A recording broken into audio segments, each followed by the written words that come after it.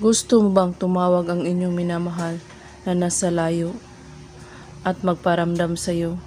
Gawin mo ang dasal na ito para magparamdam siya sa iyo.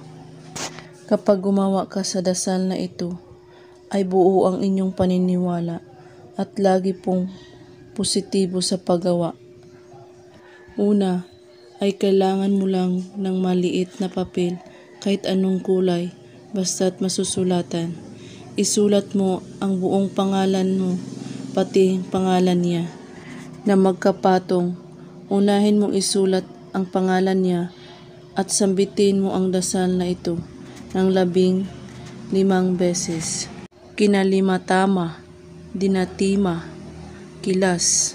Pagkatapos ay punit-punitin mo ang papel at kumuha ka ng isang damit mo.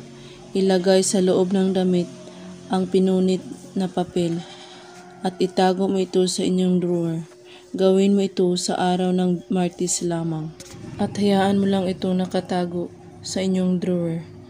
At pag nagparamdam na siya sa iyo, ay pwede mo na itong kunin at ilagay mo ito sa inyong wallet. Gawin mo ito kahit anong oras, basta't lagi po kayong positibo at buo ang inyong paniniwala. At kung may katanungan po kayo, ay magko-comment lang po sa ibaba. Maraming salamat sa panunood. God bless us all.